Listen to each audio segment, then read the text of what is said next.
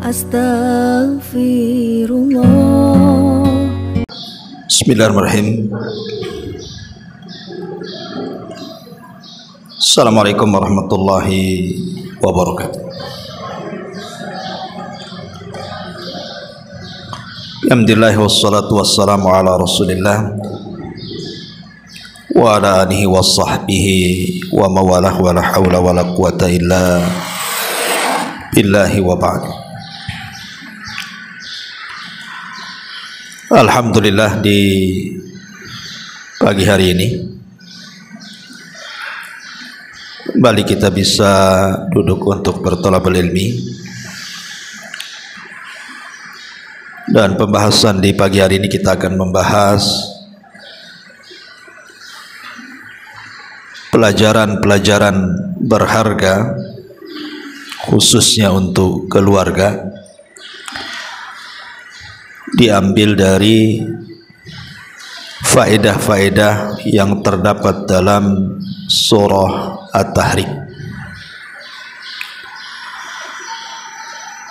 Ma'asyiral muslimat yang dimuliakan Allah Subhanahu wa taala, di dalam surah At-Tahrim ini Allah Subhanahu wa taala menyebutkan kepada kita 5 keluarga, di mana 5 keluarga ini sebagiannya menjadi percontohan bagi kita kaum muslimin, dan sebagiannya lagi menjadi peringatan bagi kita kaum muslimin. Di mana 5 keluarga ini, pertama bicara tentang keluarga Nabi sallallahu alaihi wasallam, dan itu disebut di dalam permulaan surat sampai beberapa ayat setelahnya. Kemudian setelah itu bicara tentang keluarga dari Nuh alaihi salatu wassalam. Kemudian yang ketiga bicara tentang keluarga Lut. Kemudian yang keempat bicara tentang keluarga Fir'aun. Dan yang terakhir bicara tentang Maryam. Inilah 5 keluarga yang nanti kita akan bahas dalam surah At-Tahrim ini. Ma'asyiral muslimat yang dimuliakan Allah Subhanahu wa taala, baik, kita akan masuk pada keluarga Nabi. Allah Subhanahu wa taala berfirman di sini, ya ayyuhan nabiyyu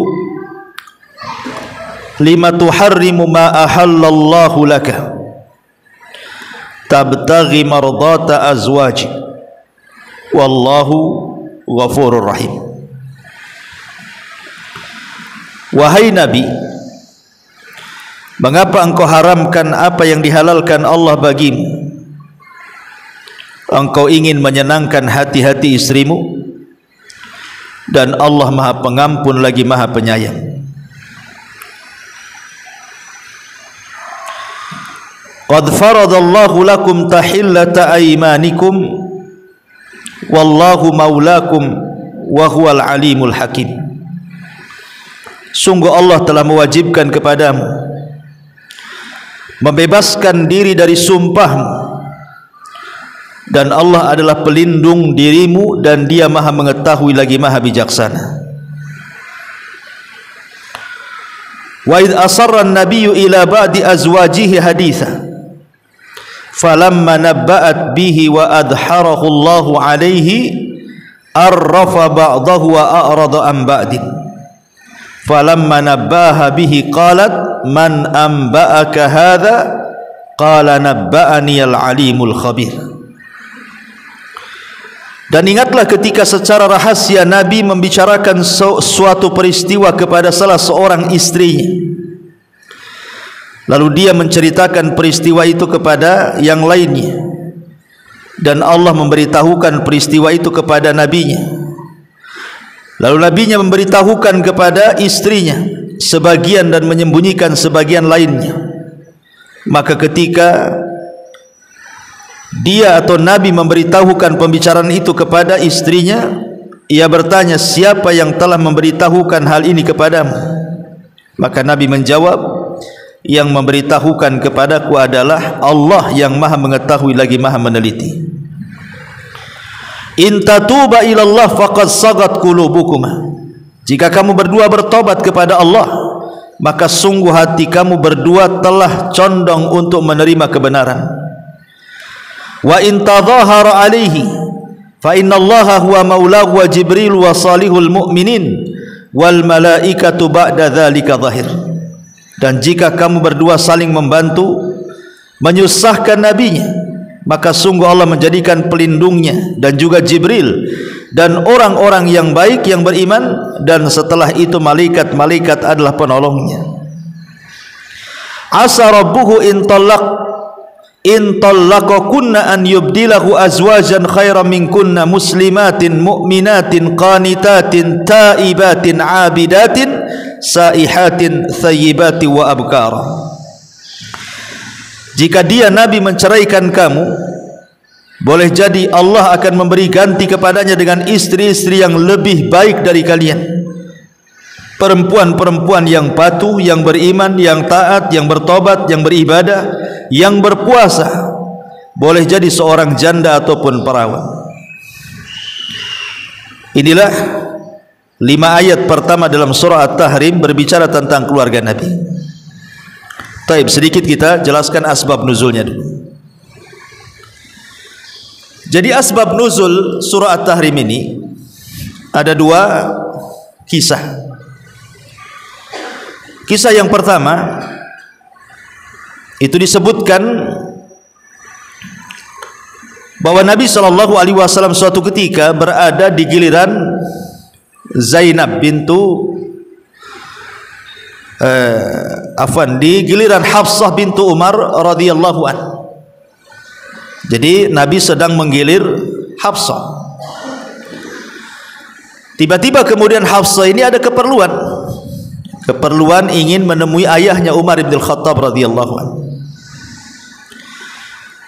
Karena Hafsah agak lama berada di rumah ayahnya Umar bin Khattab, kemudian Hafsah pulang. Rupanya Nabi SAW berada di rumahnya bersama budaknya Maria Al-Qibtiyah, dan Rasul menggauli Maria di rumah Hafsah. Dan Maria itu kan budaknya, sebenarnya secara agama halal kan itu menggauli seorang budak. Cuman Hafsah cemburu, seolah-olah Hafsah mengatakan, kenapa mesti di rumah dia melakukan hubungan, kan bisa di tempat lain gitu maksudnya. Jadi Hafsah cemburu. Karena melihat kemarahan Hafsah, maka Nabi SAW akhirnya kemudian berjanji untuk tidak menggauli Maria lagi, karena untuk supaya Hafsah redam emosinya, tidak marah. Maka dari sini turun ayat, ya ayyuhan nabi lima tuharrimu ma ahallallahu lak tabtaghi mardata azwajik. Wahai nabi, mengapa engkau mengharamkan apa yang dihalalkan Allah bagimu? Engkau ingin menyenangkan istri-istrimu? Tidak boleh ya, karena menggauli budak itu halal. Dan ini juga berlaku umpamanya ada seorang suami punya 2 istri, kemudian salah satu istri yang mungkin safar, akhirnya kemudian dibawalah salah satu istrinya ke rumah yang safar itu, kemudian melakukan hubungan di rumah itu. Secara syariat tidak ada masalah, kan begitu ya. Itulah yang kemudian turun ayat ini, karena Hafsah ketika itu melarang, seolah-olah ini kan rumah saya, kenapa tidak melakukan hubungan di tempat lain gitu, kenapa mesti di rumah saya, itu maksudnya.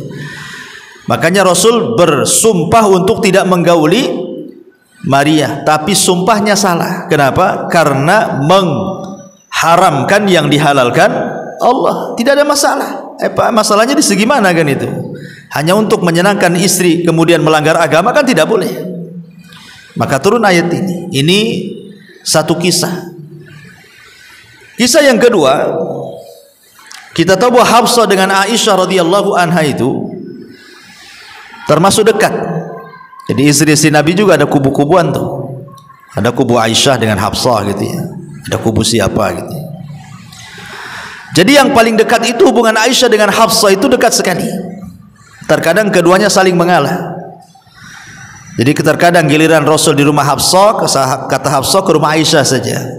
Kadang-kadang di rumah Aisyah, kata Aisyah kok ke rumah Hafsah saja. Memang dua istri Nabi ini luar biasa hubungannya, Hafsah dan juga Aisyah Ummul Mukminin radhiyallahu anha. Jadi suatu hari entah giliran Hafsah entah giliran Aisyah radhiyallahu anha, Nabi sallallahu alaihi wasallam ketika itu hendak menemui salah satu istrinya, imam Hafsah atau Aisyah. Rupanya di tengah jalan mampir di rumah Zainab. Karena ketika itu rumah Zainab terbuka pintunya. Ya, Nabi sallallahu alaihi wasallam ingin menyapa saja. Masuk, menyapa, mendoakan terus pulang. Karena bukan giliran di rumah Zainab. Cuman Zainab ini kan namanya suami. Dia masuk ke rumahnya, tentu Zainab ingin juga menyenangkan suaminya Nabi. Dibuatlah minuman air madu, dan itu minuman kesukaan Nabi, air madu itu. Setelah kemudian Rasul minum air madu itu, kemudian Rasul pulang karena memang bukan di giliran Zainab malam itu. Masalahnya ketahuan sama Hafsah ataupun sama Aisyah radhiyallahu anha, jangan-jangan Nabi sallallahu alaihi wasallam mampir sebentar menggauli Zainab. Itu kan giliran malam saya gitu maksudnya. Ya. Jadi ketika Rasul sampai tadi rumah Hafsah atau Aisyah, dua istri Nabi ini sudah kong kali kong tuh, saking cemburunya. Masa giliran saya kok menggauli istrinya di sana gitu ya? Kan ada gilirannya juga dia. Jadi sepakat ketika Nabi SAW ngomong dengan Zainab, dengan Hafsah, kata Hafsah, kayaknya mulutmu bau wahai Rasul. Kamu sudah makan maghafir ya? Maghafir itu semacam makanan enak tapi bau. Mungkin kayak kita makanan pete kan enak pete itu, tapi kan bau kalau ngomong. Atau jengkol kan enak, tapi kan bau gitu ya. Jadi Hafsah ini ngomong, Rasul kau habis makan maghafir ya? Kata Rasul tidak. Aku hanya mampir di rumah Zainab minum madu. Oh enggak, kau ini pasti makan maghafir. Aisyah pula menguatkan apa yang dikatakan Hafsah, karena sudah kong kali kong di belakang masalahnya kan. Iya Rasul, mulutmu bau maghafir, kata Aisyah.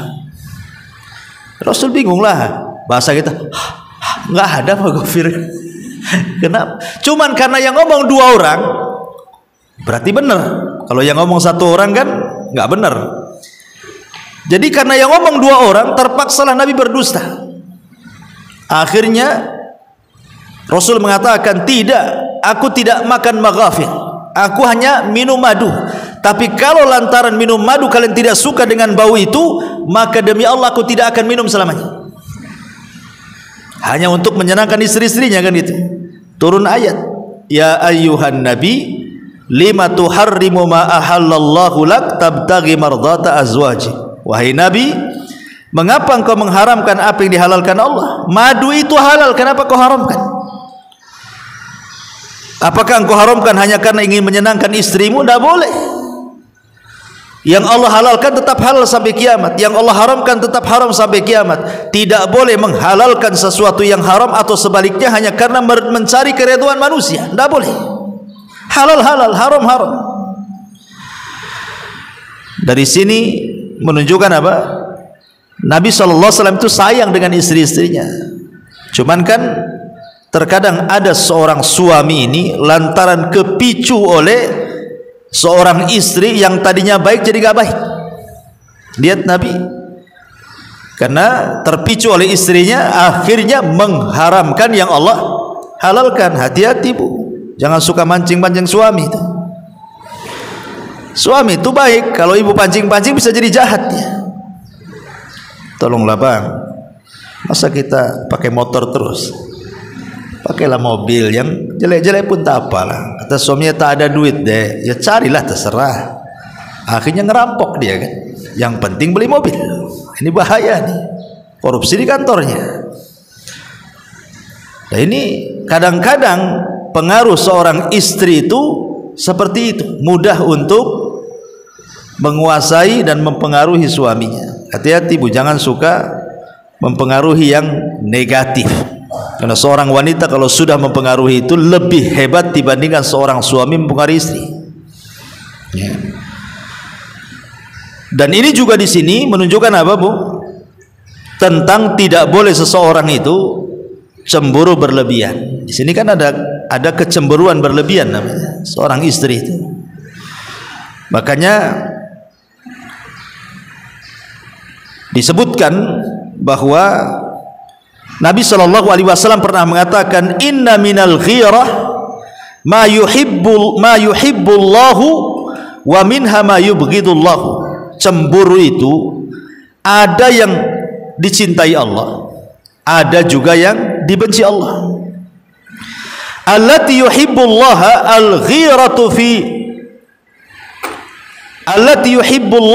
al-ghiratu fi raibati wal ghiratu allati yubghidullah al-ghiratu fi ghairi raibati. Kata Nabi sallallahu alaihi wasallam, cemburu yang disukai, jadi cemburu yang disukai dengan cemburu yang dibenci, gambarannya adalah yang disukai yaitu cemburu tatkala ada sangkaan atau tuduhan, sedangkan yang dibenci adalah yang tidak dilandasi dengan tuduhan atau sangkaan kuat, hanya praduga-praduga saja. Nah, itu cemburu yang tidak baik ya. Seperti umpamanya sekarang kan dunia handphone tuh Bu, kadang-kadang kan ada SMS nyasar kan, ibu tidak tahu tuh dari siapa tuh. Makanya lihat kalau ada SMS nyasar tahap apa tentang suami kan, itu bukti kuatnya ada atau tidak, hanya sekedar prasangka saja. Patut saja nih suami seminggu sudah tak datang, nah, sekarang datang SMS pula. Gitu Bu ya, berarti ada korinahnya di situ ya. Seminggu tak pulang tiba-tiba ada SMS, mungkin cemburu tuh, wajar kan itu ya. Ini suami di rumah terus, tahu-tahu ada SMS, kan beda tuh, tidak ada korinahnya di situ kan. Suami hari-hari pulang kok. Yang satunya suami seminggu tak pulang, pas pulang ada SMS pula, tak enak gitu. Nah, maka di situ harus dibedakan mana cemburu yang dicintai, mana cemburu yang tidak dicintai. Karena Nabi Shallallahu Alaihi Wasallam juga pernah bercerita tentang Sa'ad bin Ubadah. Sa'ad bin Ubadah ini pernah mengatakan, "Lau ra'aitu rajulan ma'a imra'ati la dharabtu bisayfi ghaira musaffi." Sekiranya aku melihat seorang laki-laki bersama istriku, niscaya aku akan tebas tuh lehernya dengan pedangku, kata Sa'ad. Maka Nabi SAW mengatakan, tidakkah kalian heran dengan cemburunya Sa'ad? Demi Allah, aku lebih cemburu dibandingkan Sa'ad, dan Allah lebih cemburu dibandingkan aku, katanya. Ini kalau Sa'ad bin Ubadah hidup di zaman sekarang, ibu boncengan sama tukang ojek, kenapa yang terjadi? Habis leher tukang ojek itu. Karena cemburunya luar biasa Sa'ad ibn Ubadah ini, sampai bicara seperti itu. Kenapa? Jelaskan cemburunya, dia sama laki-laki orang. Ya. Makanya ketika di perang Khandaq itu ada seorang yang baru menikah, orang Ansor baru menikah, baru saja dia menikah. Karena sibuk kan menjaga Khandaq, parit takut musuh masuk, tapi satu sisi dia mengkhawatirkan istrinya karena baru menikah masalahnya. Jadi dia ngomong sama Rasul, boleh nggak saya jenguk istriku? Kata Rasul, boleh, tapi jangan lupa bawa pedang, takut kau dihadang oleh Bani Quraidah, katanya. Akhirnya dia pun bawa pedang pulang. Pas dia depan rumahnya, istrinya keluar tanpa menggunakan pakaian yang layak untuk keluar rumah. Mungkin biasa ibu kalau keluar rumah kayak gini lah, pakai cadar, pakai bagian. Enggak, mungkin daster rumah, tiba-tiba keluar rumah pakai daster rumah itu. Jadi cemburulah dia. Hampir dia kemudian mau memukul istrinya, tapi istrinya mengatakan, jangan dulu cemburu kepada aku, lihatlah apa yang terjadi di rumah itu, katanya. Orang Ansor ini cemburu dia, kenapa istrinya keluar pakai pakaian rumah gitu. Tapi istrinya mengatakan, jangan kau cemburu dulu kepada aku, lihat apa yang terjadi dalam rumah itu. Akhirnya kemudian dia masuk ke rumah, rupanya ada ular. Kemudian dia pun menebas ular itu, tapi sebelum pedangnya sampai di kepala ular, ular pula sudah mematuk dia. Baru ditebasnya. Jadi ular berhasil mematuk dia, dia pun berhasil menebas ular itu. Akhirnya dua-duanya mati. Ularnya mati, sahabat ini juga mati. Kemudian sampailah berita ini kepada Rasul dan mengatakan, ingat, di kota Madinah ini ada jin-jin Islam. Kalau ada ular di rumah kalian jangan langsung dibunuh, kata Rasul, tapi diusirlah 3 kali. Kalau dia tidak mau pergi, baru kau boleh bunuh setelah baca ta'awudz, kata Rasul. Ya, tapi lihat bagaimana kecemburuan sahabat ini. Kiranya ada apa kok istrinya kok keluar pakai pakaian kayak gitu ya. Taib. Ini juga contoh bagaimana sahabat Nabi SAW cemburu. Kemudian juga istri Aisyah radhiyallahu anha ini, kecemburuan Aisyah kan bukan kasus ini saja, banyak ya. Kalau kisah-kisah cemburu istri-istri Nabi itu memang paling banyak itu riwayat Aisyah radhiyallahu anha. Ya wajar, karena Aisyah itu memang gadis sendiri, yang kedua muda sendiri, sehingga cemburunya agak tinggi gitu. Salah satunya ketika Nabi SAW sedang berkumpul bersama para sahabat, tiba-tiba diantar makanan oleh Zainab. Ya mungkin Zainab itu maksudnya, kan Rasul ada tamu, ya boleh jadi tamu itu di rumah Aisyah tidak ada makanan untuk tamu. Jadi Zainab ya niatnya baik sajalah, Rasul ada tamu, boleh jadi dengan dikirim makanan bisa menjamu tamunya. Tapi Aisyah marah lagi, ini giliran saya, kenapa diantar-antar makanan pula ke rumah saya, kan itu bahasanya. Memang masa di poligami ini pelik, Bu. Masalah makanan aja ribut gitu. Akhirnya kemudian itu makanan yang ada di piring itu tiba-tiba dipecahkan di hadapan para sahabat, di depan Nabi lagi. Tapi Nabi SAW untuk menghilangkan suudzon, supaya sahabat ini jangan berburuk sangka kepada Aisyah. Ya bisa saja sahabat kalau pergi dia akan mencela Aisyah, masa istri Nabi kayak gitu, kan bisa saja nanti sahabat ngomong begitu. Sebelum itu terjadi, Nabi SAW menjelaskan kepada para sahabat, gharat ummukum, biarin, istri saya itu lagi cemburu, biarin saja, katanya, supaya sahabat tidak suudzon di situ. Baru setelah sahabat pergi, Rasul ngomong sama Aisyah, karena engkau sudah memecahkan piring, menumpahkan makanan, kau harus ganti. Dan piring di zaman itu kan susah nyarinya, kan kayak sekarang pecah piring bisa beli. Zaman dulu ya susah cari piring gitu ya, jadi mahal piring itu. Akhirnya diganti lagi lah piringnya ya. Intinya di sini bahwa Nabi SAW ditegur oleh Allah Subhanahu wa taala, jangan mengharamkan yang dihalalkan Allah Subhanahu wa taala. Kemudian di sini ayat yang keduanya, Allah Subhanahu wa taala memerintahkan Rasul untuk membayar kafarah sumpah. Dan ini juga berlaku kepada siapapun yang bersumpah dan ingin mencabut sumpahnya, maka dia harus membayar kafarah sumpah. Dan itu disebutkan di dalam Al-Quran, la yu'akhidukumullahu billagwi fi aimanikum walakin yu'akhidukum bima aqadtumul aiman fakafaratuhu it'amu asyarati miskina mimma awsati ma tut'imun ahlikum aw kiswatuhum aw tahrirul qabatin faman lam yajid fasyamu thalathata ayyamin dzalika kafaratu aymanikum idza halaftum. Allah tidak menghukum kamu disebabkan sumpah-sumpah kamu yang tidak sengaja untuk bersumpah, tetapi Dia menghukum kamu disebabkan sumpah-sumpah yang kamu sengaja. Maka kafaratnya, denda pelanggaran sumpahnya, memberi makan 10 orang miskin, yaitu dari makanan yang biasa kamu berikan kepada keluargamu, atau memberi mereka pakaian, atau memerdekakan seorang budak sahaya. Barang siapa yang tidak sanggup, maka kafarahnya berpuasa 3 hari berturut-turut. Ini kafarah sumpah namanya. Ya, pamannya ibu bersumpah ibu dusta, kemudian bersumpah, ingin mencabut sumpahnya karena sudah tobat. Aduh, saya ini terpaksalah saya bersumpah padahal saya ini salah. Ya.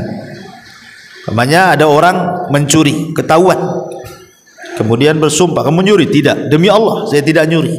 Padahal dia nyuri tuh. Kemudian pencuri ini tobat, ingin mengembalikan barang curiannya, tapi kan dia sudah bersumpah dia tidak mencuri.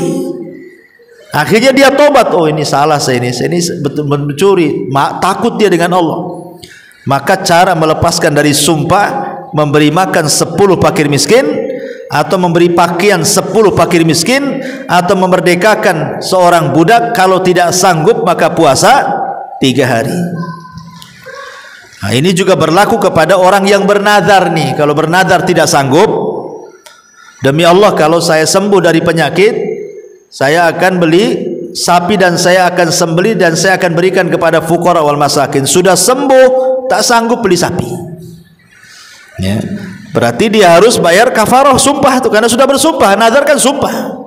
Nah, sumpahnya seperti ini, puasa 3 hari atau memberi makan ataupun pakaian kepada 10 orang fuqara wal masakin.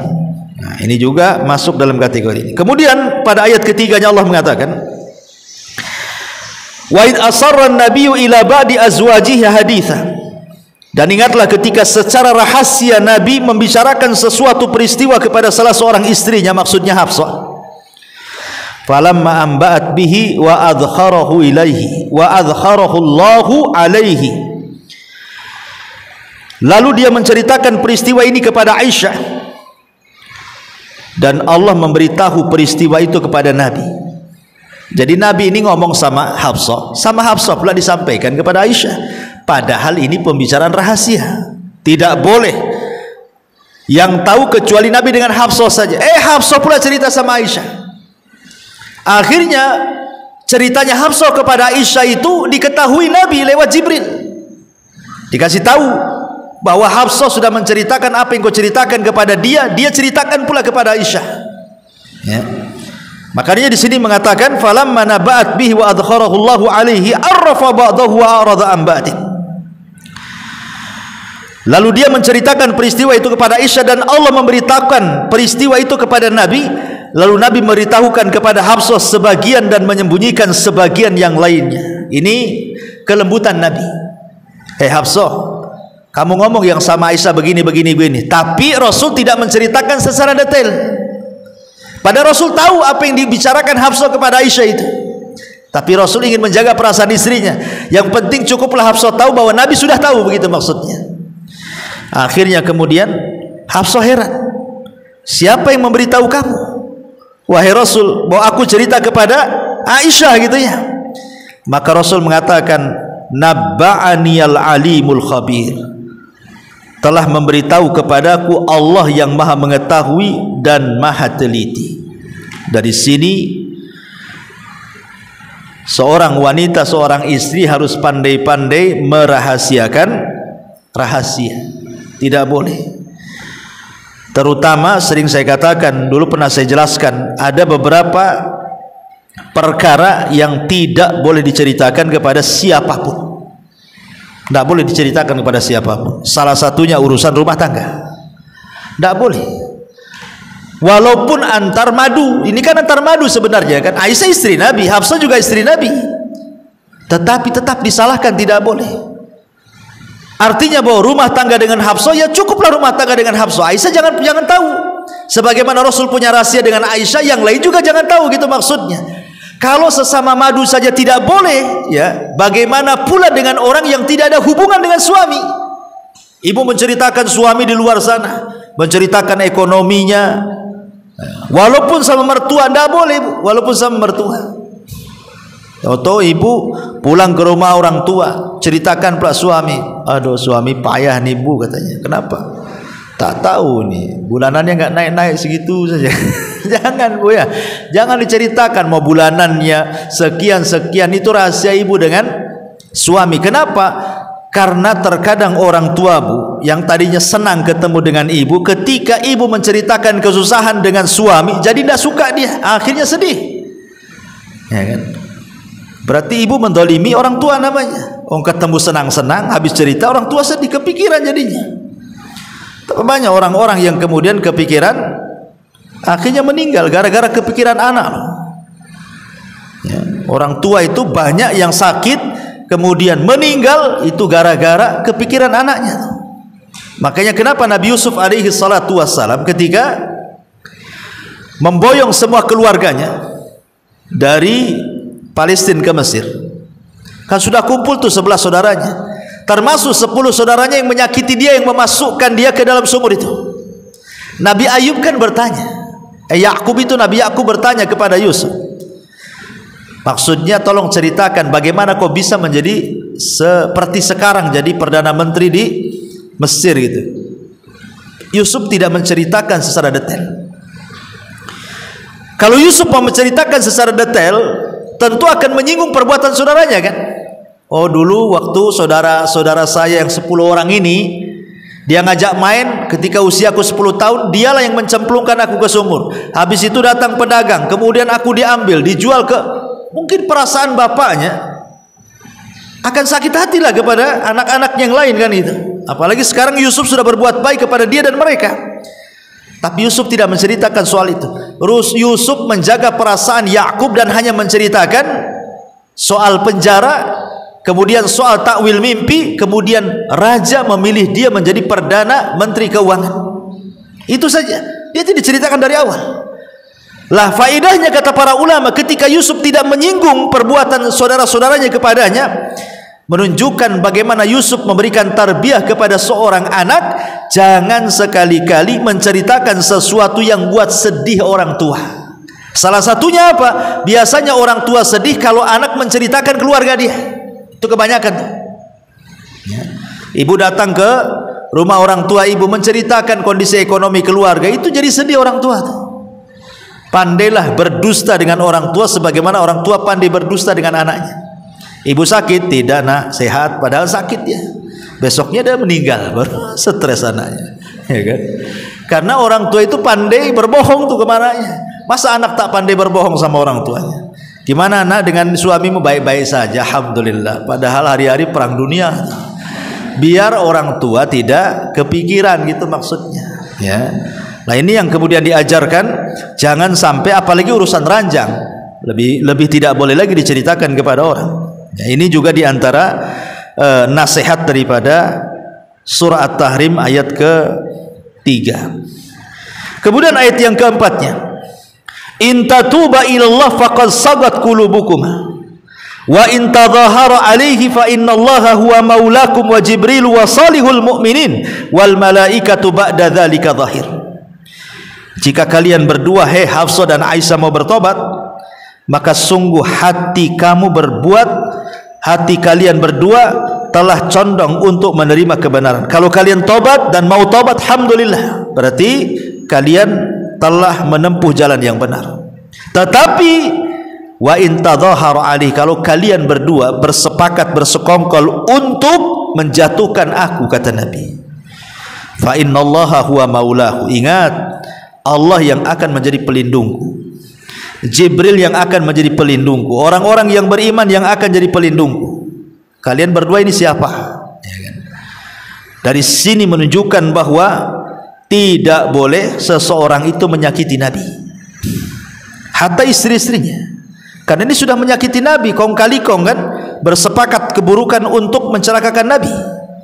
Maka siapapun yang bersepakat untuk mencelakakan Nabi, ingat, Nabi itu punya pelindung, Allah, Jibril, dan orang-orang yang beriman. Dan isyarat umumnya adalah tidak boleh seorang istri menyakiti suaminya tanpa ada alasan. Isyaratnya tidak boleh. Sebagaimana Aisyah dan Hafsah saja tidak ada alasan menyakiti Rasul. Maknanya apa?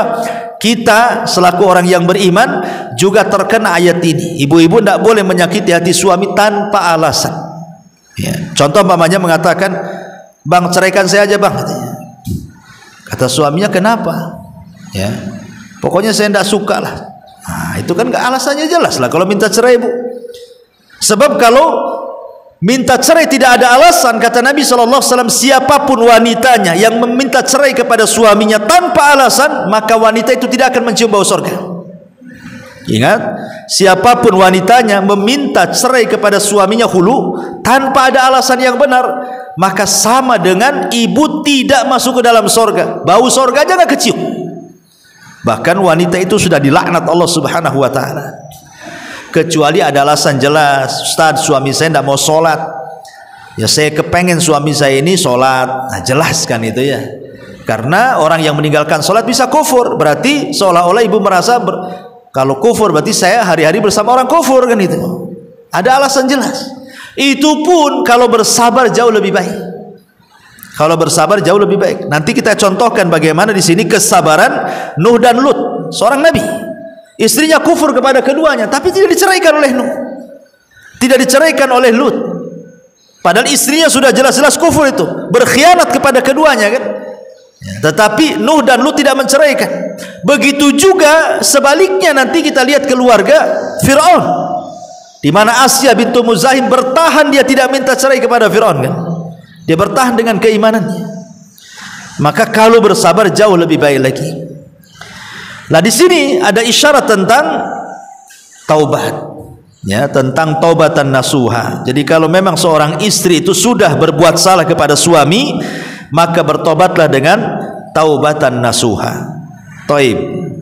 Kemudian ayat yang kelimanya, asa rabbuhu in tallaqakunna an yubdilahu azwajan khairan minkunna muslimatin mu'minatin qanitatin taibatin abidatin saihatin thayyibatin wa abkara.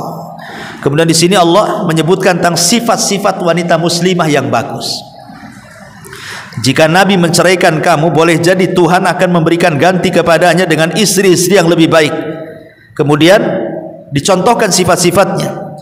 Pertama, muslimah, dia perempuan-perempuan yang patuh. Ini sifat terbaik seorang istri adalah patuh. Patuh kepada Allah, kemudian patuh kepada suami.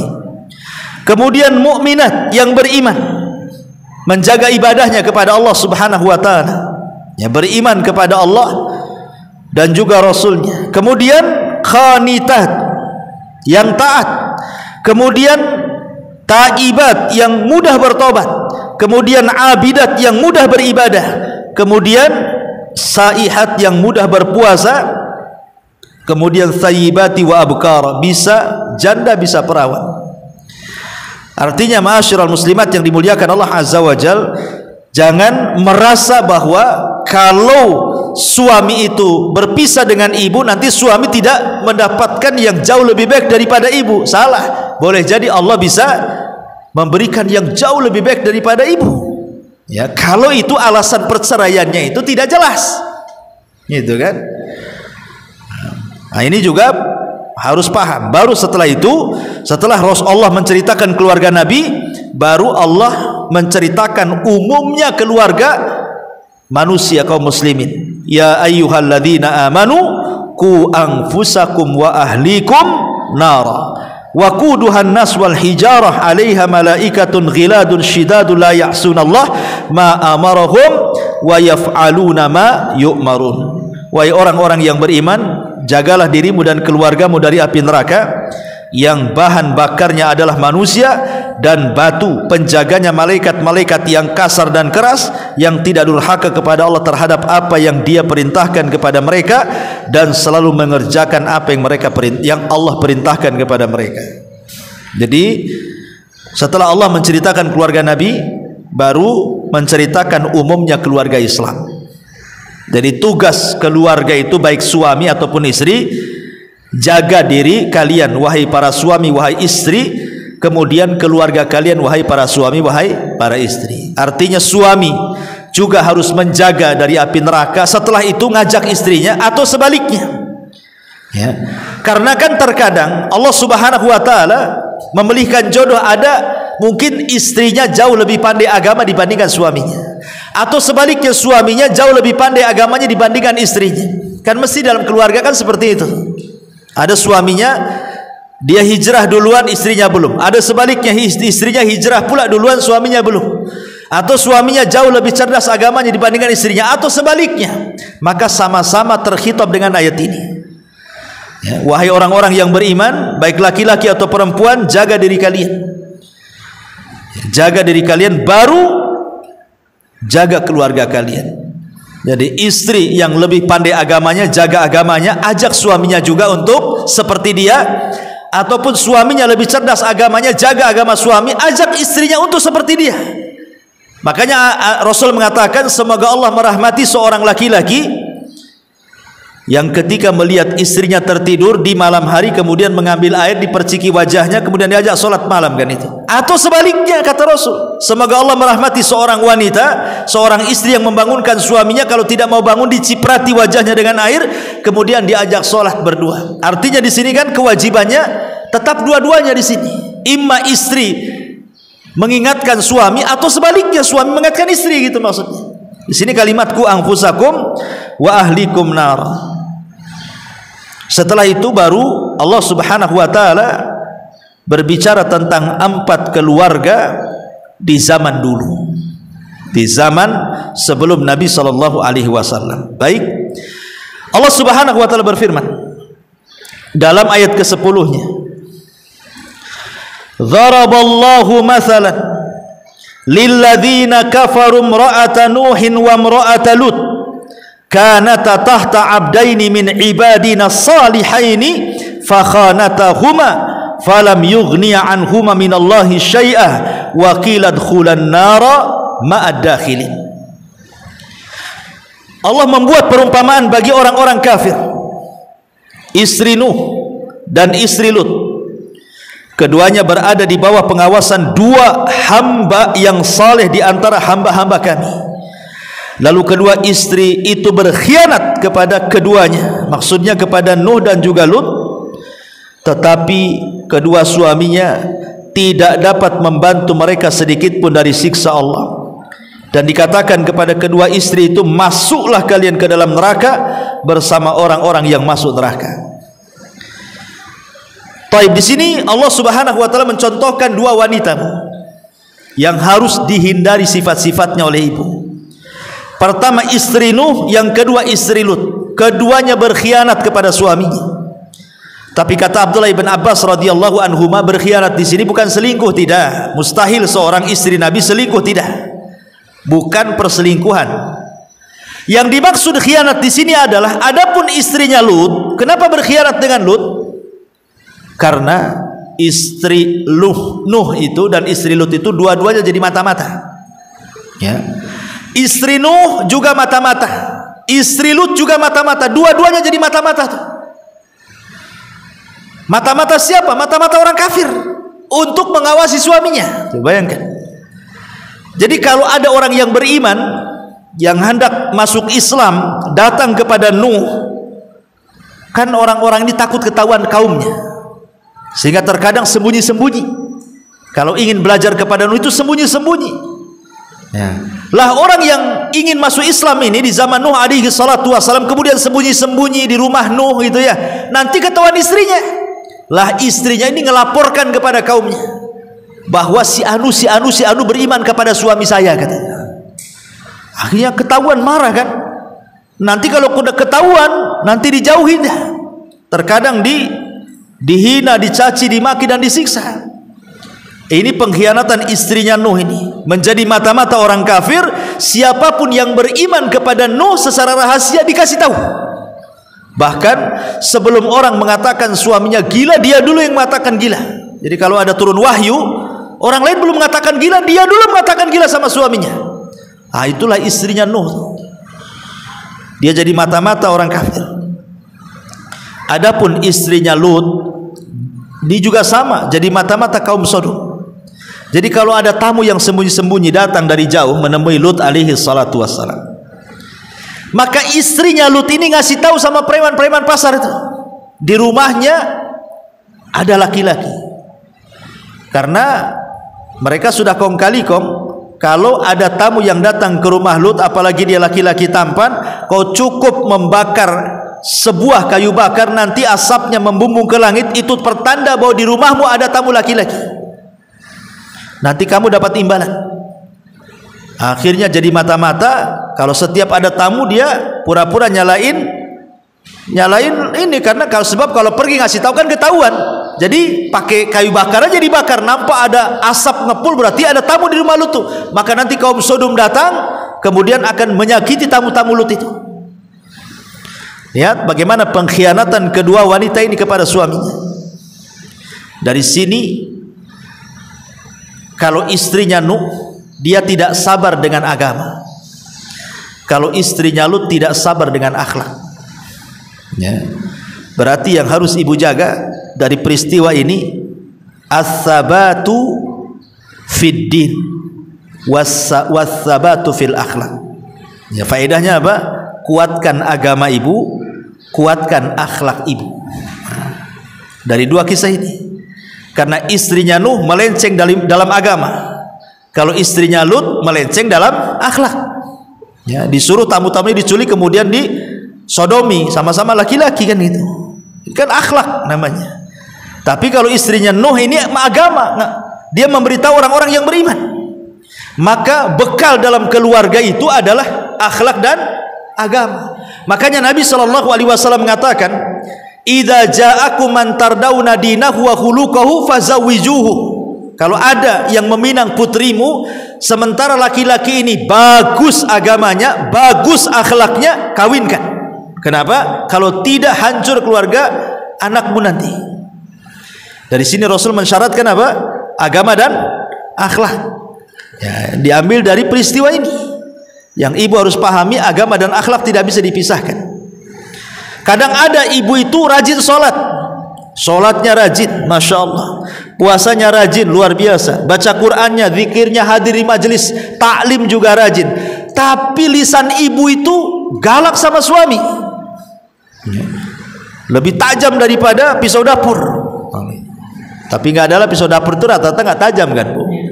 Kalau tajam habislah keiris semua ya jempol ibu itu. Jadi ya pakai silet lah, setajam silet lah kan. Lah ini belum berakhlak ibu. Ibu boleh beragama tapi ibu belum berakhlak sama suami. Sama dengan suami juga sama. Rajin ngaji, rajin ini, rajin itu, tapi masih nyakiti dengan lisannya. Berarti suami ibu belum berakhlak. Tapi ada ibu itu subhanallah baik sama suaminya. Dipuji-pujilah suaminya, sampai senanglah suami itu sama ibu karena melihat ibu ini mungkin orangnya lembut, tidak pernah marah, kata-katanya dijaga, menghargai suaminya. Tapi tak sholat pula lah ibu ini. Ya. Puasa Ramadan, orang puasa makan pula siang-siang. Tapi baik akhlaknya, cukup tidak. Ya. Ibu boleh berakhlak, tapi ibu tak punya agama. Makanya harus digandengkan antara akhlak dan agama ini. Makanya Rasul mengatakan kalau ada laki-laki meminang putrimu, lihat dua sisi. Lihat agamanya, lihat akhlaknya. Belum tentu kuat agama, kuat di akhlak. Belum tentu kuat di akhlak, dia kuat di agama. Maka ambil dua-duanya.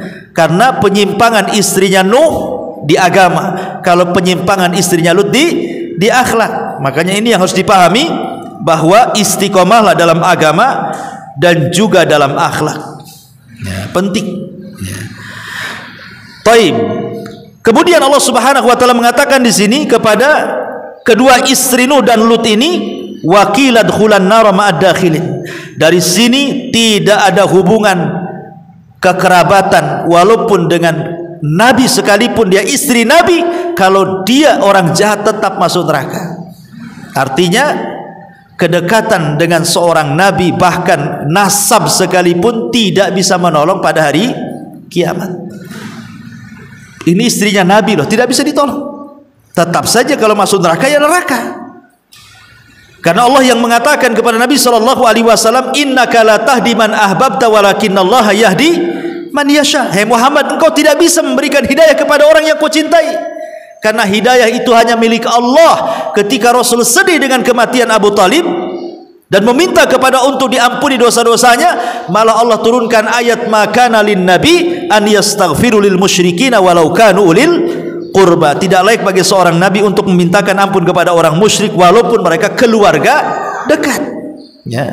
Jadi percuma walaupun istri seorang nabi atau mungkin ibu ini istri seorang ustadz, ya seorang kiai, seorang ajengan. Ya kalau ibu tidak punya agama, ya tidak bisa masuk surga, ditarik suaminya, tetap aja ibu masuk neraka. Ya, karena amalan itu akan ditanggung sendiri-sendiri, sebagaimana dosa juga akan ditanggung oleh sendiri-sendiri. Taib. Kemudian setelah itu di sini juga ada faedah bahwa Nabi juga tidak sanggup memberikan hidayah. Nabi juga tidak sanggup memberikan hidayah. Dari sini Bu, pelajaran kalau ibu ini punya suami baik, sudah ngaji, sudah dapat hidayah gitu ya, maka ibu juga harus berubah ikut suaminya ya. Jangan karena suami nggak negor ibu ya, suami saya nggak sholat, nggak apa-apa, dia nggak marah kok, kamu yang marah kan itu ya. Lo suami saya lo di rumah tuh nggak ngapa-ngapain sama saya begini dibiarin, dicuekin saja. Jangan nunggu suami, hidayah itu dicari Bu ya. Tetap sama-sama berubah, suami juga berubah, ibu juga berubah. Makanya perlunya tanasu dalam keluarga seperti ini, saling mengingatkan dia ya. Karena hidayah itu bukan di tangan suami, juga bukan di tangan ibu. Menunjukkan bahwa hidayah itu di tangan Allah, bukan di tangan manusia. Nanti kisah setelahnya, bagaimana Fir'aun itu, siapa yang tidak kenal Fir'aun? Tapi istrinya dapat hidayah. Dari Fir'aun hidayahnya? Tidak, dari sendiri istrinya Fir'aun yang mencari-cari agama yang benar, akhirnya beriman kepada Musa. Jadi tidak boleh seorang istri itu hanya berpikir suami saya diam saja, suami saya tidak menegur saya, ya sudahlah saya seperti ini. Tidak, berubah ya, berubah dengan sendiri. Kemudian di sini juga ada faedah. Jadi wanita itu harus sabar dan juga harus berusaha untuk menghilangkan keinginan dunia. Karena dua perkara kenapa wanita itu, pertama nanti di akhir zaman kebanyakan pengikut Dajjal itu wanita. Yang kedua, di neraka kebanyakan yang masuk neraka itu perempuan. Ini harus dipahami oleh ibu ya. Para pengikut Dajjal itu kebanyakan perempuan, dan para penghuni neraka itu kebanyakan perempuan. Kenapa sebabnya coba? Kenapa sebabnya nanti di akhir zaman para perempuan itu, ibu-ibu itu banyak jadi pengikut Dajjal, di akhirat pula paling banyak menjadi penghuni neraka. Ada dua alasan. Adapun kenapa di akhirat dia tidak kebanyakan masuk surga, justru kebanyakan masuk neraka, karena perempuan ini mudah kufur. Ini alasannya. Satu, mudah kufur kepada perintah Allah, dan kufur setelah itu kepada perintah suami. Kemudian yang kedua, adapun di akhir zaman kenapa wanita itu kebanyakan masuk surga? Karena wanita itu kurang sabar dari urusan dunia. Sabar dari urusan dunia, pengennya cepat-cepat. Kalau ibu kepengen tas itu, kalau bisa hari ini minta dibeli gitu ya. Kalau pengen gelang, kalung, tetangga nampak kuning-kuning, dia pun pengen kuning juga. Kalau bisa dikuningkan badannya dari atas ke bawah, dia tidak sabar. Makanya nanti di akhir zaman itu Dajjal itu kan fitnahnya fitnah harta dia. Ibu mau apa? Kata Dajjal, mau gelang? Bumi keluarkan gelangnya. Keluarlah gelang tuh. Ibu mau apa? Sepatu bermerek? Bumi keluarkan sepatunya tuh. Keluarkan tasnya, keluarkan apa yang mau di ibu itu. Dajjal itu dipenuhi itu. Gimana ibu-ibu nggak teler gitu ya, nggak ngiler bahasa kitanya. Semua yang ibu inginkan di tangan Dajjal bisa.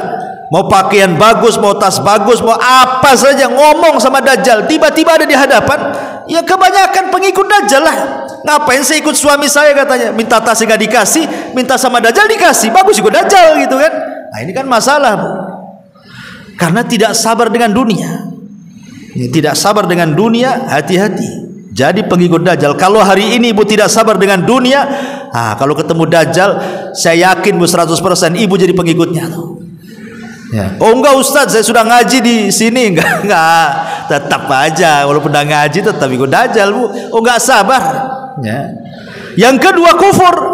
Ini bahaya, kufur dengan suami. Ini lain lagi, bukan jadi pengikut Dajjal, jadi penghuni neraka malah gitu kan. Lebih parah lagi. Kalau yang tadi jadi penghuni Dajjal, ini jadi penghuni neraka ketika ibu sudah suka kufur dengan suami. Kufur kepada suami adalah ketika tidak menghargai kebaikan suami. Makanya kenapa Rasul mengatakan kalau seorang istri hendak mencela suami itu timbang kebaikan suami. Lebih banyak kebaikannya atau lebih banyak keburukannya. Kalau lebih banyak kebaikannya, maka kurangilah tensi marahnya. Oh, suami saya masih 90% baik, 10% aja yang tidak baik. Nah, berarti ibu diam tuh, karena masih banyak kebaikannya. Lain kalau keburukannya lebih banyak dibandingkan kebaikannya, terserah kan itu. Nah, maka ini penting. Makanya dari sini Allah Subhanahu wa taala baru menceritakan tentang kisah percontohan orang-orang yang beriman. Percontohan ibu nih. Wa daraballahu mathalan lilladzina amanu imra'ata fir'aun idh qalat rabbi ibni li indaka baitan fil jannah wa najjini min fir'auna wa amalihi wa najjini minal qaumidz zalimin. Dan Allah membuat perumpamaan bagi orang-orang yang beriman. Siapa orang-orang yang beriman yang jadi perumpamaan bagi keluarga-keluarga Islam itu? Istri Fir'aun. Siapa istri Fir'aun, Bu?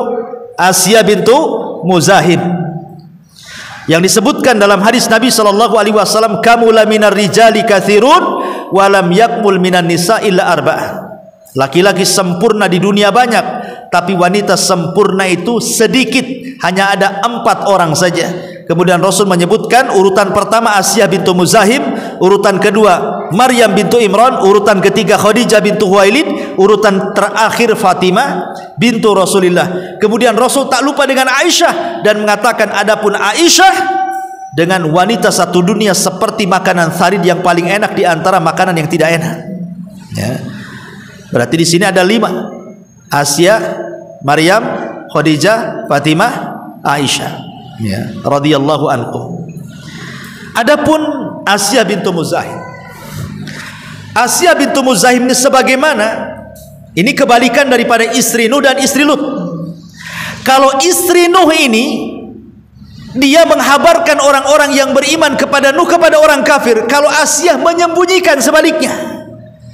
Jadi ketika Nabi Musa alaihi salatu wasallam berdakwah kepada keluarga Fir'aun itu, banyak orang-orang yang beriman tapi menyembunyikan keimanan. Siapa yang melindungi? Asiyah yang melindungi. Dia dilindungi itu. Nggak ada yang tahu kalau di istana Fir'aun itu banyak yang beriman. Kenapa? Karena ada Asiyah yang melindunginya. Dia kebalikan daripada istri Nuh, ya kan? Tetapi suatu hari ketika Masyitah, istri salah satu tukang sisir daripada anak putri Fir'aun ini sedang nyisir anak putrinya Fir'aun, jatuh sisirnya. Kemudian ketika jatuh diambil baca basmalah, bismillah, diambil sisirnya. Kata anak putri Fir'aun itu, siapa yang kau maksud dengan Allah di situ? Apakah yang dimaksud bapakku Fir'aun gitu ya? Lihat anaknya sampai didoktrin bahwa bapaknya Tuhan. Kata Masyitah, bukan, Allah itu Tuhanku, Tuhanmu, dan Tuhan bapakmu, katanya. Gitu ya. Akhirnya kemudian marah nih anak putrinya. Oh, kalau gitu kau mengingkari ketuhanan bapakku, kau laporkan kau kepada bapakku, katanya. Akhirnya dilaporkan kepada bapaknya, ditangkap Masyitah. Lah, ketika ditangkap ini diinterogasi. Siapa-siapa yang beriman seperti dia? Akhirnya karena tidak tahan dengan azab kan, dibocorkan sifulan-sifulan sampai kepada Asiyah bintu Muzahim. Akhirnya ketahuan gara-gara Masyitah ini. Tapi Masyitah diberikan kesabaran oleh Allah. Dia disuruh murtad tak mau, sampai anaknya satu persatu dilempar ke kuali, digoreng hidup-hidup, tidak juga murtad. Sampai bayi yang terakhir dilempar pun hampir dia goyang, tapi bayinya bisa bicara dan mengatakan, wahai ibunda, innaki alal haq, engkau di atas kebenaran, cemplungkan saja dirimu ke dalam penggorengan itu, kita akan berjumpa di sorga. Makanya ketika Rasul Isra Mi'raj kemudian masuk ke sorga, Rasul mencium bau yang sangat harum sekali. Dia bertanya, Jibril, ini bau siapa kok harum sekali? Kata Jibril, itulah Masyitah. Masyitah, ya, Masyitah yang menyisiri putri Fir'aun itu. Jadi sampai di sorga. Intinya di sini, ma'asyiral muslimat yang dimuliakan Allah Azza wa Jalla, bagaimana kesabaran Asiyah bintu Muzahim. Dia orang nomor 2 Mesir. Segala keinginan dunia dilayan. Apalagi dia dicintai oleh Fir'aun suaminya. Fir'aun itu cinta mati dengan Asiyah bintu Muzahim. Makanya berkali-kali ketika Fir'aun hendak membunuh Nabi Musa, dihalang-halangi, Asia tidak jadi dibunuh, menunjukkan cintanya Fir'aun kepada Asia. Ya.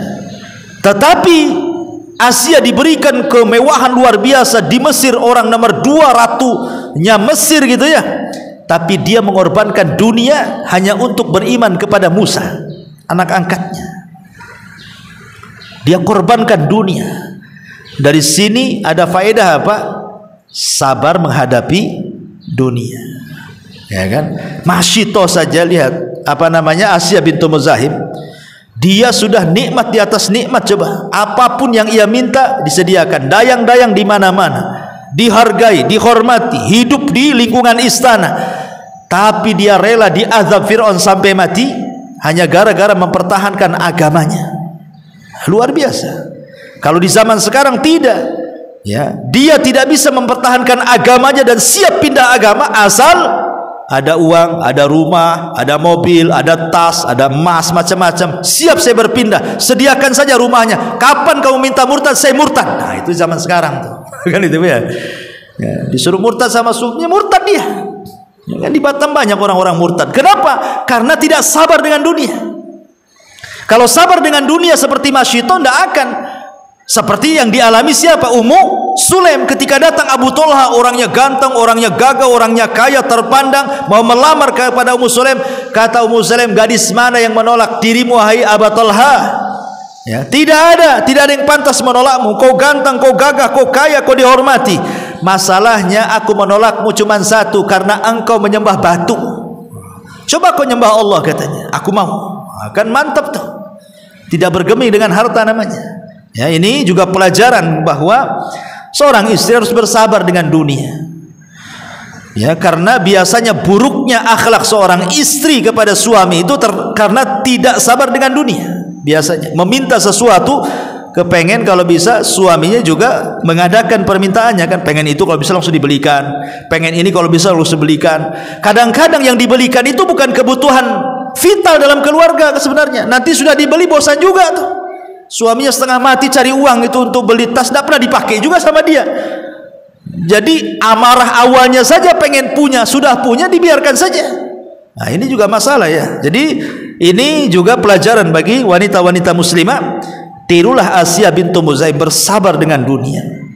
Bahkan ketika keimanannya ketahuan, akhirnya Fir'aun memberi 3 hari waktu untuk bertobat, mengakui ketuhanannya. Asia tidak mau.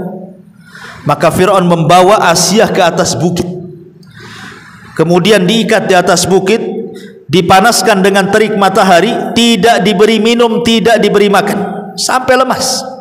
Setiap hari Fir'aun datang, kau akui aku Tuhanmu? Kata Asia, tidak.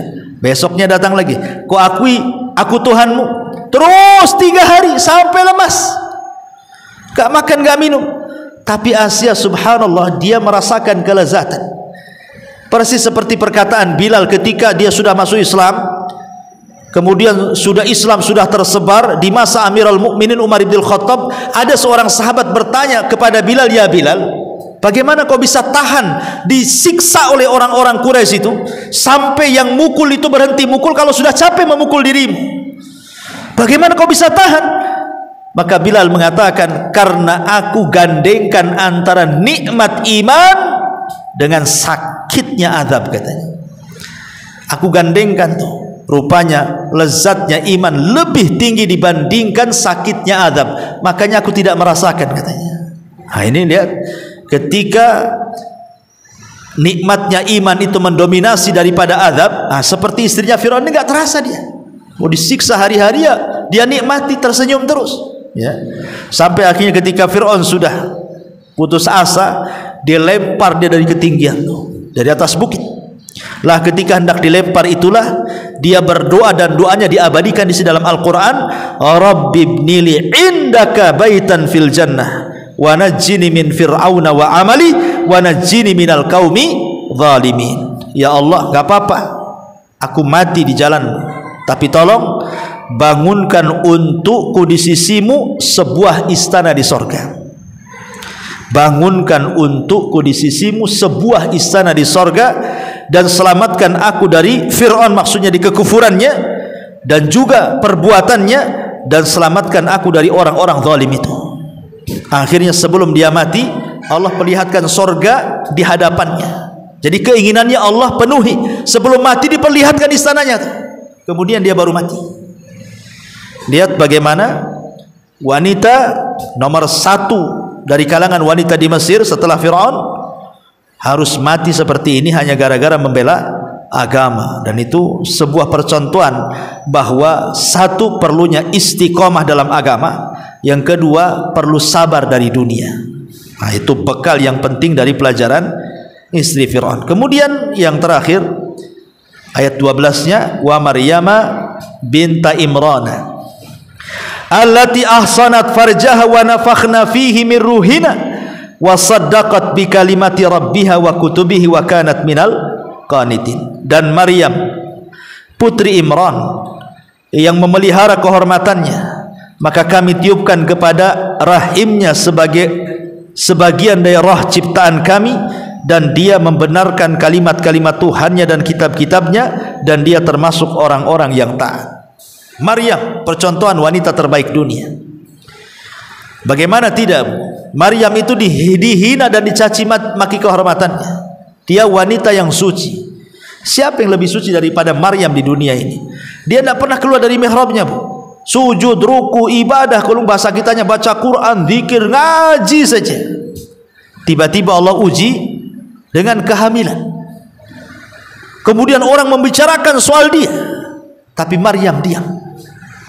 Ya, maka ini sebagai pelajaran kepada ibu bahwa sekelas Maryam saja tidak lepas dari omongan orang. Itu maksudnya. Sekelas Maryam loh, wanita suci tidak lepas dari omongan orang, apalagi sekelas ibu. Ya pasti diomongin orang lah. Pasti ibu akan suatu hari itu akan yang menggibah ibu, menghina ibu, merendahkan. Pasti ada orang-orang yang seperti itu. Maka jadilah seperti Maryam, diam. Tawakal kepada Allah Subhanahu wa taala, karena manusia tidak lepas dari ucapan manusia. Anggap saja ucapan manusia itu seperti debu yang kalau angin datang dia berlalu. Dia bicara kepada kita itu karena lagi ada syahwatnya saja. Lama-lama diam juga, lama-lama capek juga. Tidak mungkinlah diciptakan untuk ngomong sama ibu saja, kan enggak. Lama-lama pindah rumah juga itu, berhenti juga dia bicara. Doakan saja supaya suruh pindah dia. Ya Allah pindahkan orang ini, ya Allah pindahkan orang ini. Biar nanti kan pindah rumah kan lain lagi yang dibicarakan. Sudah lupa pula sama ibu juga. Ya. Atau ya Allah buat sariawan mulutnya ya Allah, biar dia diam. Ya. Intinya bahwa di sini ada 4 keluarga. Satu, terkadang ada orang baik hidup di tengah-tengah orang jahat. Yang kedua, terkadang ada orang jahat hidup di tengah-tengah orang baik. Yang ketiga, terkadang ada orang jahat berjumpa dengan orang jahat, ada orang baik pula berjumpa dengan orang baik. Seperti itulah keluarga. Terkadang istrinya baik, suaminya pula tak baik. Seperti siapa? Asya bintu Muzahim, istrinya baik, suaminya pula Fir'aunnya umat ini. Kemudian yang kedua terbalik, istrinya pula jahat, suaminya pula baik. Seperti istri Nuh, istri Lut, itu istrinya jahat, suaminya baik. Ataupun sebaliknya, istrinya baik, di tengah-tengah suami yang baik, seperti Rasulullah. Istri-istrinya baik, ya kan? Suaminya juga baik. Itulah keluarga Nabi SAW yang patut ditiru. Tapi ada yang Allah takdirkan istrinya jahat, suaminya pula jahat. Seperti siapa? Abu Jahal, Abu Lahab. Ya, memang tidak disebutkan di sini, tetapi kisah Abu Lahab juga dicantumkan dalam Al-Quran kan? Dua-duanya masuk neraka tuh, Abu Lahab dan istrinya Arwah bintu Harbin, atau dikenal dengan Ummu Jamil tuh. Ya, orang jahat ketemu orang jahat. Ya, mudah-mudahan kita seperti rumah tangga Rasul. Ibu baik, suami juga baik. Nah, itulah cerminan daripada keluarga, sakinah, mawaddah, dan juga rahmah. Inilah diantara faedah dari surah At-Tahrim. Taib, sebelum saya tutup, kalau ada yang bertanya silakan.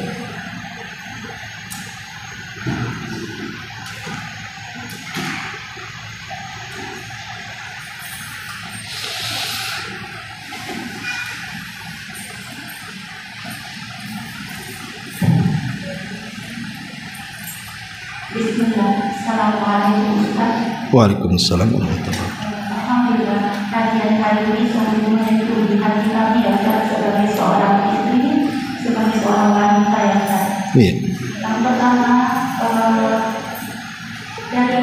perumpamaan atau cerita dari istrinya Nabi Nuh dan Nabi Yusuf. Di situ diceritakan masalah akhlak Ustaz. Ketika kita seorang orang belajar hari itu kajian Ustaz, sulit menerapkan ilmu yang sudah didapatkan. Bahkan saat kita menjadi orang yang tidak sabar, gampang tersinggung, gampang mengambil suatu keputusan yang sebenarnya keputusan yang diambil itu salah, dan susah memaafkan ketika apa yang diambil itu sudah salah, dan susah untuk mengakui kepada orang yang dia sudah bersifat sabar. Di situ apa yang terjadi sesungguhnya pada dirinya Ustaz? Itu kepada pertama. Orang yang mempertahankan kesalahan gitu ya. Ya, itu kan hanya ego saja sebenarnya ya. Apalagi dalam dunia keluarga, memang apabila ada masalah itu biasanya kalau kedua-duanya tidak sadar, pasti dua-duanya akan mempertahankan egonya. Pasti itu. Suami akan mempertahankan kesuamiannya dengan egonya dia gitu. Istri juga sama.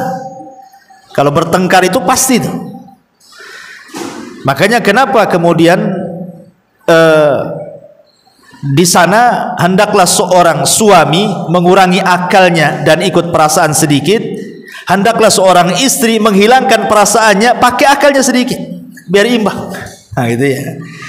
Jadi suami kurangi akalnya itu, ya kurangi akalnya, ambil perasaannya sedikit. Nah kalau istri terbalik gitu ya, coba kurangi perasaannya, pakai akalnya sedikit. Jadi seimbang di situ ya kan. Karena ketika kemudian suami hanya pakai akal, tidak pakai perasaan, tidak ada sayang di situ. Merasa benar dengan akal dia. Ya. Ketika istri kemudian hasih ikut perasaan saja, di mata dia suami salah. Menurut perasaan dia kan itu ya. Padahal benar gitu. Dia tidak menggunakan akalnya di situ. Akhirnya terkadang memutuskan sesuatu yang salah putusannya. Makanya suami bolehlah kalian pakai akal, tetapi juga adalah perasaan supaya dilihat sayangnya, ada sayangnya. Ketika dimutuskan sebuah perkara dengan akalnya bukan berarti menghilangkan perasaannya. Terkadang keputusan itu memang perlu ya, tapi kalau tidak melihat perasaan, terkadang keputusan yang tegas itu justru menghancurkan rumah tangga. Begitu juga seorang wanita kalau terus ikut perasaannya, nggak ikut akalnya, nanti akan menyesal tuh. Berapa banyak seorang wanita itu dengan mengikuti perasaannya akhirnya memutuskan untuk bercerai. Setelah ditalak suaminya nyesal pula dia ingin balik. Nyesal kan itu banyak itu kayak gitu kan. Karena belum tentu juga itu keputusan terbaik bagi dia. Makanya memang dua-duanya harus masing-masing ngurangi egonya memang. Suami ya juga harus nurunin egonya, perempuan juga sama kurang lebih. Walaupun dalam hal ini memang ada sabda Nabi SAW bahwa asal wanita itu kan lebih lembut karena ikut perasaan dibandingkan suami lebih keras karena pakai akal, sehingga kelembutannya yang mendominasi kerasnya akal suami. Makanya Rasul mengatakan kalau seandainya ada pertengkaran di suami istri, anggaplah dia yang salah itu di pihak suami, tapi suami tidak mengakuinya, maka kalahkan dengan kelembutannya. Suami ini nggak mengakui kesalahan dia karena kerasnya dengan akal dia, maka kalahkan kekerasan suami itu dengan kelembutan ibu. Makanya kata Rasulullah, mintalah maaf, katakan kepada suami, saya tidak bisa tidur sampai kau maafkan aku. Kan begitu hadisnya kan? Ya, ambil tangan suami, kemudian katakan kepada suami, saya tidak akan melepaskan tanganmu sampai kau maafkan aku. Padahal yang salah suami. Untuk apa? Untuk mengalahkan kekerasan dengan kelembutan. Karena maka narifku fi syai'in illa zanah, kata Rasul. Tidaklah sebuah kelembutan menghiasi sebuah kekerasan, pasti akan menghiasinya. Tapi kalau suami sudah keras, ibu pula menghilangkan kelembutan, tak bisa itu piring ketemu piring, Bu. Pecah dua-duanya. Nah, itu. Wah, iya. Kalau ini terjadi di antara pertemanan, iya. itu bagaimana Ustaz? Gimana? Yang tadi ketika itu terjadi di keluarga suami istri. Kalau terjadi di luar. Ini kalau terjadi antara tetangga atau kawan atau sahabat gitu ya. Ya, harus saling memberikan uzur. Itu penting. Nabi SAW ketika berpesan kepada Abi Musa al-Ash'ari dan Mu'adh bin Jabal, itu kan dua orang sahabat Nabi loh, ketika hendak pergi berdakwah ke Yaman, tidak mungkinlah keduanya berselisih. Tapi Rasul mengatakan wala takhtalifa, kalian jangan berselisih lah ya. Padahal cuma dua, ya, dua orang saja mungkin berselisih, apalagi sudah rame-rame. Sehingga perlunya ngasih uzur. Selama masih perkataan orang itu bisa ditakwil, maka takwilkan dengan takwil yang baik. Mungkin saudara kita ini marah-marah dengan kita, takwilkan, boleh jadi dia lagi masalah dengan suaminya, kita pula yang kena gitu. Nah, takwil seperti itu.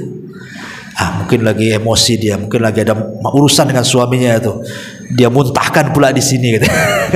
Kasihlah uzur gitu, maksudnya cari ya. Kalau memang ada 100 uzur, kasih 100 uzur. Itu perkataan Umar nih. Kalau ada perkataan saudaramu dan masih dibawa kepada yang baik takwilnya, takwilkan dengan kebaikan. Sebab kalau melihat ucapan manusia, lihat dohirnya saja, nggak akan ada orang berkawan dengan kita. Makanya ketika muridnya Imam Syafi'i datang kepada Imam Syafi'i yang sedang sakit, tiba-tiba kemudian Imam Syafi'i ini mendengar muridnya mendoakan qawallahu dha'faka ya imam. Qawwa itu artinya ada dua, bisa maknanya memarahkan penyakitnya, bisa maknanya mengangkat penyakitnya. Jadi maksudnya apa ini? Kau mendoakan keburukan kepada saya supaya cepat mati, atau kau sedang mendoakan kebaikan supaya saya cepat sehat? Karena kalimat qawwa itu memungkinkan dua makna. Kan gitu ya.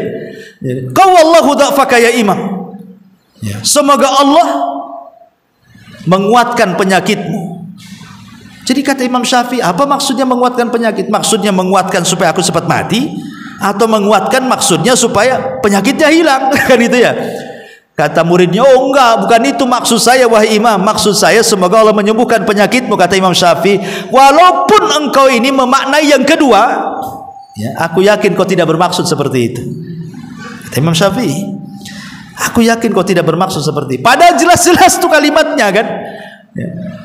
Apalagi hanya sekedar kalimat sindiran, ya kita kasih uzur saja lah ya. Mungkin hari ini nggak tahu, mungkin habis makan obat apa di rumah tuh mungkin dia overdosis apa, kasih uzur saja. Kalau semua ucapan manusia dikomentari ributlah satu dunia ini. Wallahu a'lam. Ya. Kita sudah sering mendengar dan sering kajian, jika itu terjadi pada diri anak ya Ustaz, anak merasa tersinggung dengan perkataan seseorang, padahal perkataan seseorang itu belum tentu benar. Terus padahal yang tadi orang tersebut sudah minta maaf, sudah menceritakan halnya begini begitu, tapi anak itu tidak mau memaafkan, tidak mau memahami dengan teman tadi. Itu apa yang terjadi pada diri anak sesungguhnya Ustaz? Jika itu terjadi pada itu ada setannya di badannya. Karena setan itu tidak mau orang akur. Karena janji setan itu kalau aku disujudi oleh anak Adam, kayaknya sudah nggak bisa lagi. Apalagi orang sudah ngaji kayak ibu, suruh sujud sama setan yang berhala, itu tidak mungkin. Sehingga setan itu cuma punya satu senjata, walakin bitahrisi bainakum, aku akan buat mereka berselisih. Karena suruh sujud tak mau, apalagi suruh bid'ah nggak mau. Suruh syirik sudah tauhid, suruh bid'ah sudah sunnah. Suruh maksiat rajin pula ke pengajian. Cemana nih cara ganggunya nih? Kata setan, walakin bitahrisi bainakum, akan buat mereka berselisih, kata setan. Kan itu ya. Memang setan seperti itu. Udah minta maaf, ya sebenarnya manusiawi Bu. Terkadang orang yang disakiti tidak memaafkan, itu manusiawi. Manusiawi sekali. Ibu disakiti tidak ngasih maaf, ya wajar sebenarnya kan. Kan sakitnya di sini Bu. Di mana lagi kalau nggak di sini? Sakit orang disakiti kan. Ya tetapi kan kalau seandainya ngasih maaf itu ya lebih baik. Kalaupun tidak ngasih maaf, jangan ditampakkan ibu tidak suka dengan dia. Dia tampakkan saja saya memaafkan dia, seolah-olah seperti itu, walaupun hati ibu dongkol gitu ya. Jangan ditampakkan ibu ketidaksukaannya. Walaupun dalam hati kan itu wajar, manusiawi sekali. Ya, Nabi SAW saja disakiti orang, dan Rasul berdoa kepada Allah, selama mereka menyakitiku ini bukan bagian azabmu ya Rabb, aku tidak ada masalah. Tapi jangan kau buat ini azabmu kepada aku sehingga orang itu memaki-maki aku. Ya, artinya bahwa kalau kita ngasih maaf ya lebih baik, kalaupun tidak ngasih maaf ya nggak apa-apa, tapi jangan kemudian tidak terbedakan mana orang baik mana orang jahat. Jangan sampai tidak terbedakan mana orang baik mana orang jahat. Maksudnya begini Bu, kalau dia menyakiti ibu, jangan ibu balik menyakiti dia. Kalaupun ibu tidak maafkan gak apa-apa, tapi jangan dibalas gitu maksudnya, supaya terbedakan orang berakal dengan yang tidak berakal gitu, orang baik dengan orang jahat. Tapi kalau lebih daripada itu memaafkan jauh lebih baik lagi. Kalaupun tidak maafkan tidak ada masalah ya, tapi jangan balas kejahatan dengan kejahatan. Kalaupun harus membalas Bu, maka boleh kita membalas tetapi dengan kejahatan yang sama saja. Ya, seperti yang sering saya contohkan, kalau ada orang ngomong sama ibu, oh dasar ibu ini anak buaya, ibu ngomong kau yang buaya, selesai. Kan dia cuma satu ngomong aja, buaya saja. Nah, kecuali kalau dia dua binatang, oh dasar anak buaya sama anak kerbau, kau juga anak buaya dan anak kerbau, nggak apa-apa. Ya, tapi jangan ibu tambah, kok ini anak buaya, anak kerbau, anak rusa, anak apa, anak semua. Nah itu berarti ibu lebih kejam lagi dibandingkan dia. Jadi boleh, tetapi kejahatannya sama, nggak berlebih. Kalau lebih itu jadi kita yang jahat, dia yang kurang jahat jadinya. Ya, wayak. Masih mengenai kita sebagai dosa. Hari-hari kita ikut pengajian di sana di sini. Tapi akhlak dan adab itu tidak dijaga, Ustaz. Bahkan terkadang dia memutuskan persaudaraan di antara teman-temannya yang dia sendiri tahu, misalnya Ustaz, teman-temannya itu sepengajian, selalu mengingat nama Allah, selalu berzikir, dan dia tahu sendiri apa yang dilakukan teman-temannya seharian. Dan ketika seseorang itu emosi, dia lupa, Ustaz, apa makna dia untuk menuntut ilmu, sehingga terjadi sesuatu hal sehingga dia memisahkan diri dan menjauh dari teman-teman yang soleh tadi. Itu bagaimana dengan orang tersebut? Apakah akhlaknya yang besar atau dirinya ada yang seperti kita katakan izin memang sudah menguasai dirinya? Ya, alhamdulillah, orang jauh dari pengajian ini kadang-kadang kan banyak masalah. Ya, kita berhusnudzon saja. Kalau ada saudara kita sering mengaji tiba-tiba hilang, ya kan? Kita berhusnudzon saja lah Bu. Kita doakan saja mudah-mudahan dia mau kembali ngaji. Mungkin ada masalah ekonomi dengan suaminya atau keluarganya, atau ada masalah lain. Kasih 1000 uzur dulu sama orang itu. Ya. Yang kedua, cobalah kita ziarah ke dia.